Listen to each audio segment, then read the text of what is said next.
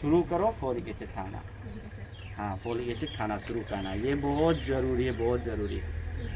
সেইটোৱে আপোনালোকে যে ভুল কৰে ন কিছুমানে এতিয়া ছাৰে ক'লে আপোনালোকে নজনাই ঘৰৰ মানুহৰ পৰা লুকুৱাই ৰাখে বা কোনোবাই ধৰক আমাৰ এইটো নিয়ম আছে ন অন্ধবিশ্বাস এটা আছে যে 3 মাহলৈকে জনাব নালাগে সেইটো আগৰ দিনত আছিলে এতিয়া দিনত নাই হা কাৰণ এতিয়া চব আমি চব ডেভেলপ হৈছোঁ খাদ্য ডেভেলপ হৈছে দৰৱ দিয়া নহয় জানো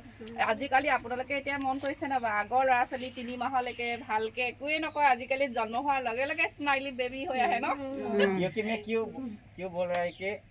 आप लोग को ये खाने से आपका बच्चा को अच्छा होगा।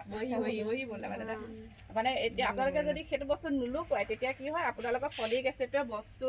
এচিডটোৱে মানে বেবীটোৰ মগজু বহুত বিকাশ কৰে বহুত ডেভেলপ হয় মানে বহুত চোকা হৈ যায় হয় আপোনালোকে যদি এইটো লুকুৱাই থাকে যিটো সময়ত দৰৱ পাব লাগে তাৰ পিছত পাই যায় তেতিয়া চিন্তা কৰিছে আপোনাৰ যদি ভোক লগা সময়ত ভাত নাপায় ভোক যোৱাৰ পিছত ভাত ইমানকেইটাহে খাব তেনেকুৱা কথা হা এইটো নুলুকুৱাব আপোনালোকৰ কাৰণে ভৱিষ্যতৰ কাৰণে বাচ্ছাটো ভাল হ'লে আপোনালোকৰ ভাল হয় নাই সেইকাৰণে নুলুকুৱাব হা যেতিয়া যি নহয় আহিব ছাৰ ইয়াত আছে চবেই ৰেজিষ্টাৰ কৰিব আপোনালোকে টেষ্ট কৰিব প্ৰথমে টেষ্ট কৰি লৈ টেষ্টটো চাগে কি ইয়াত ফ্ৰী হয় ন